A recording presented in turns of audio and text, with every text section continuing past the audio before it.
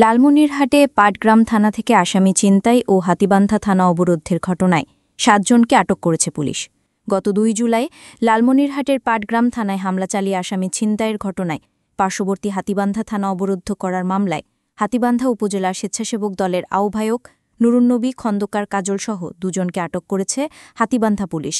অপরদিকে পাটগ্রাম থানা থেকে ছিনতাইয়ের ঘটনায় ৪ জন ও ছিনতাই হওয়া ২ আসামির মধ্যে সোহেল নামে এক আসামিকে আটক করেছে পাটগ্রাম থানা পুলিশ।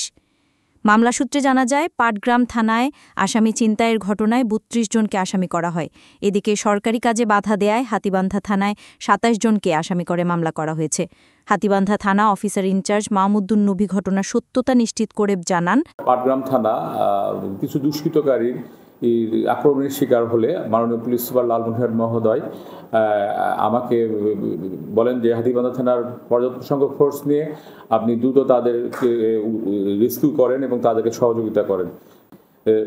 রওনা করার প্রতিমধ্যে থানা থেকে বের হওয়ারই প্রতিমধ্যে আমাদের থানার মূল ফটকে কিছু সংখ্যক দুষ্কৃতিকারী তারা মোটরসাইকেল ৫০-৬০টি মোটরসাইকেল মূল ফটকের সামনে দাঁড় করায়া এবং সেখানে আমাদের যেতে প্রতিবন্ধকতার সৃষ্টি করে এবং তারা বলতে থাকে যে পাটগ্রামে হাতীবান্ধার কোনো পুলিশ পাটগ্রামের পুলিশকে সহযোগিতা করার জন্য যেতে পারবে না। এই মুহূর্তে তারা আমাদের সাথে অনেক বাকবিতণ্ডায় মিলিত হয় এবং আমাদের সাথে অনেক সময় ধস্তাধস্তি হয়। পরবর্তীতে তারা আমাদের প্রায় ১ ঘন্টা যাবৎ সেখানে অবরুদ্ধ করে রাখে, যার কারণে আমরা সেখানে যথাসময়ে যেতে পারি নাই এবং পাটগ্রাম থানা ভাঙচুর এবং অনেক ক্ষতির শিকার হয়।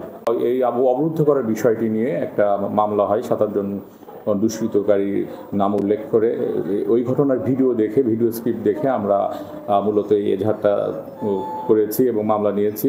এই মামলার ২ জন আসামি ইতিমধ্যে আমরা গ্রেপ্তার করেছি। গ্রেপ্তার অভিযান আমাদের চলমান আছে।